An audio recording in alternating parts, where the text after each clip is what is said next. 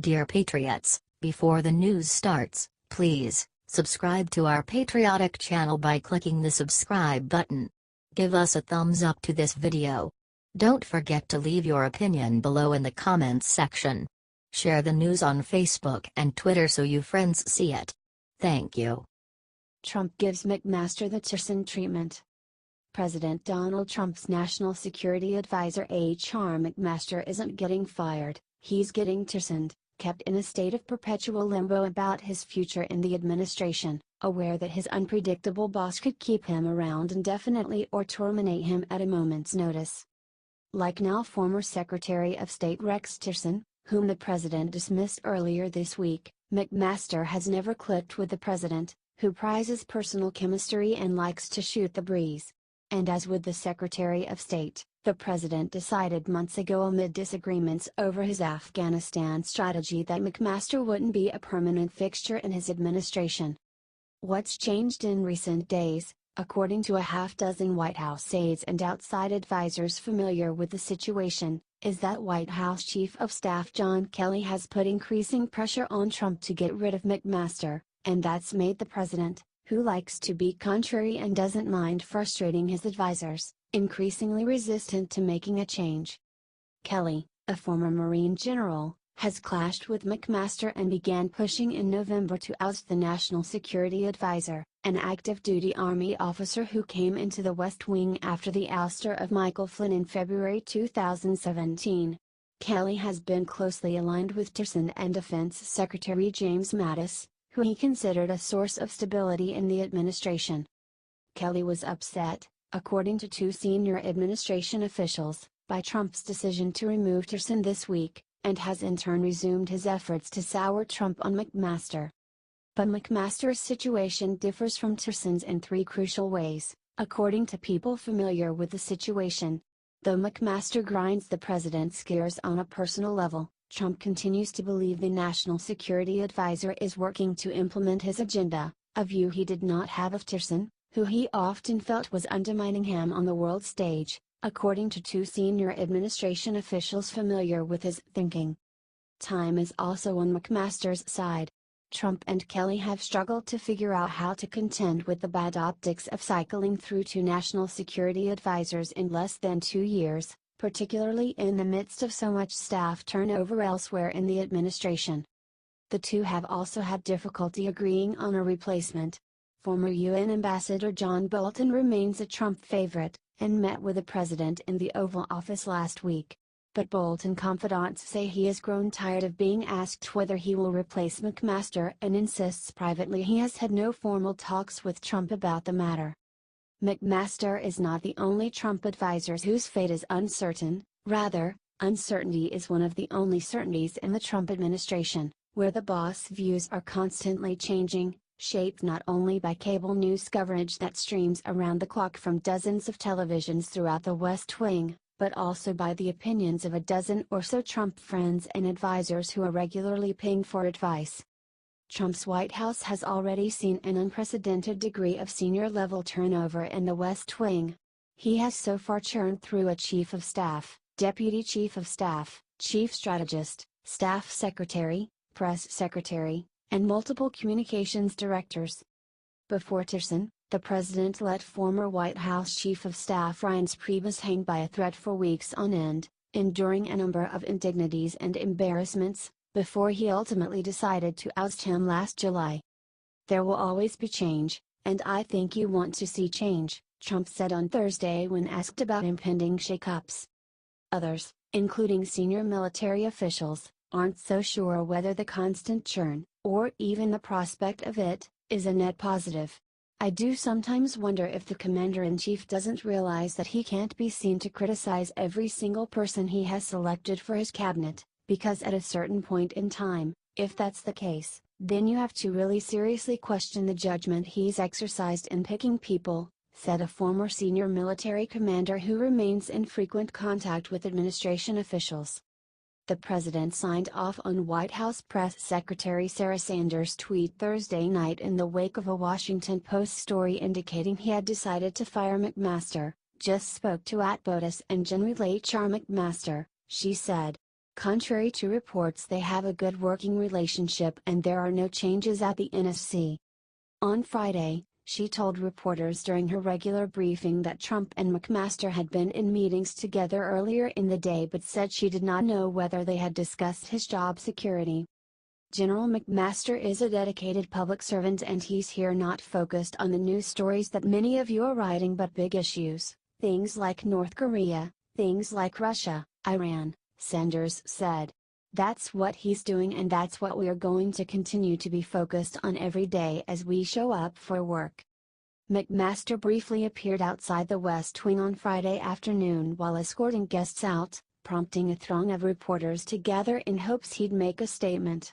But the beleaguered National Security Advisor re-entered the building without answering shouted questions.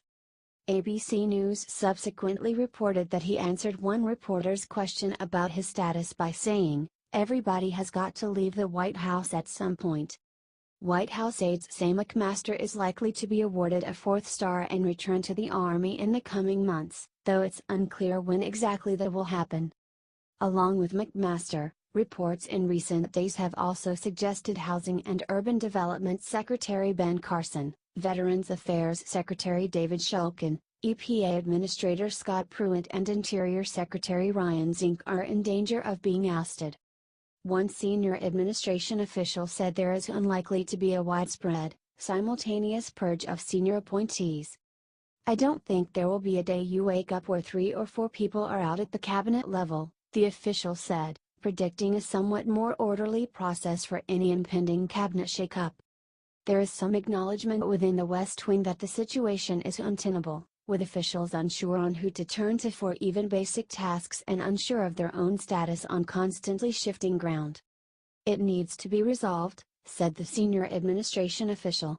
"We're in a holding pattern right now that cannot continue." Andrew Ristusa contributed to this report.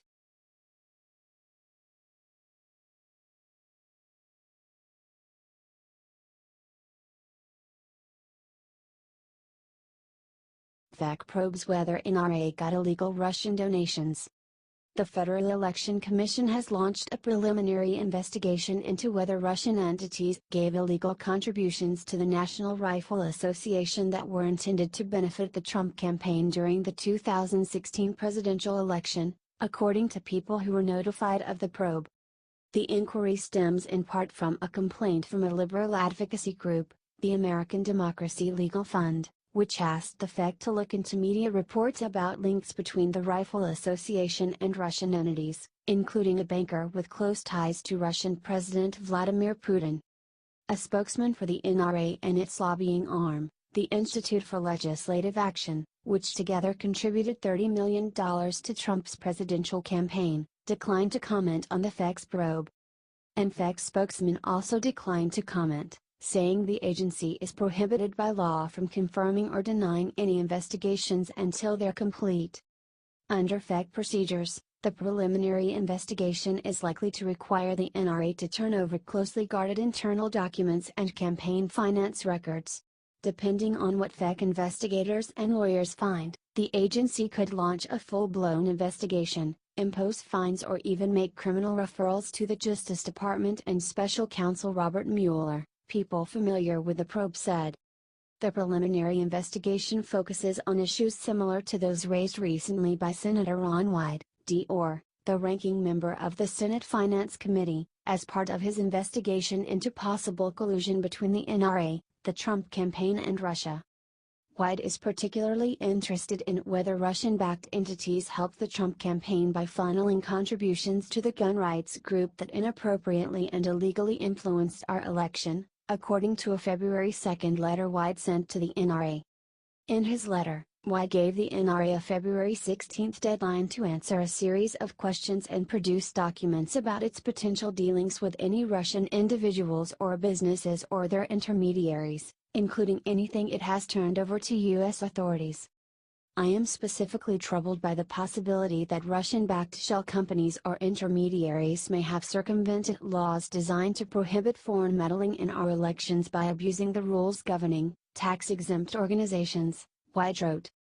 In response to that letter, An attorney for the NRA told the senator's aides that the group was already answering questions about possible Russian donations as part of an FEC inquiry, according to a statement from White's office. Brad Woodhouse, treasurer for the American Democracy Legal Fund, said he received confirmation from the FEC that it had launched a preliminary investigation into the group's complaint. While not confirming the probe, an FEC official said such investigations are launched after FEC lawyers determined that there is at least the potential that campaign finance laws were broken. Woodhouse, a longtime Democratic Party activist, said the FEC inquiry is a significant step in getting to the bottom of a very complicated series of relationships between the NRA, the Trump campaign and Russian entities. This story sounds more like a Tom Clancy novel than a reality, said Woodhouse. But in the age of Donald Trump and possible collusion with Russia, not only is it possible that it's true, but it's possible enough that it needs to be fully investigated. Woodhouse said the FEC is not empowered to investigate whether Russian entities knowingly attempted to pass campaign donations through the NRA and its lobbying arm, which is not required to disclose details of its political donors. But it can look at whether or not the NRA is taking illegal foreign money to conduct political activity, and whether his money is passed on to support the campaign, Woodhouse said. They would have to investigate all of those linkages to determine whether there was any illegal election activity.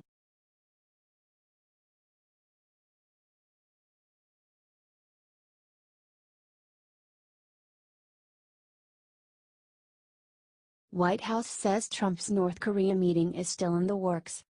President Donald Trump still intends to meet with North Korean leader Kim Jong-un before the end of May, the White House said Friday, an assertion that comes amid some confusion as to whether the high-stakes meeting will happen at all. The White House announcement of Trump's intentions came in the form of a readout of the president's Friday call with South Korean President Moon Jae-in, whose office initially relayed Kim's reported interest in meeting with Trump. Both leaders affirmed the importance of learning from the mistakes of the past, and pledged continued, close coordination to maintain maximum pressure on the North Korean regime, the White House said in its readout of the call between Trump and Moon. President Trump reiterated his intention to meet with North Korean leader Kim Jong-un by the end of May. The two leaders expressed cautious optimism over recent developments and emphasized that a brighter future is available for North Korea, if it chooses the correct path. Trump's announcement earlier this month that he would meet with Kim sent shockwaves through the world of foreign policy, upsetting decades of precedent that U.S. presidents do not meet with members of North Korea's ruling Kim family. Vice President Mike Pence had been scheduled to meet secretly with Kim's sister at the opening ceremonies of the Winter Olympics in South Korea, a face-to-face that Pence's office said was scuttled by the North Koreans. While the White House has spoken openly about Trump's plans to meet with Kim, including discussion of preconditions that were not included in the president's initial announcement, North Korea has been uncharacteristically silent on the meeting. The North Korean government has yet to acknowledge offering the meeting, and North Korea's state-run media, typically a mouthpiece for the Kim regime, have made no mention of it, prompting questions as to whether the meeting would happen at all.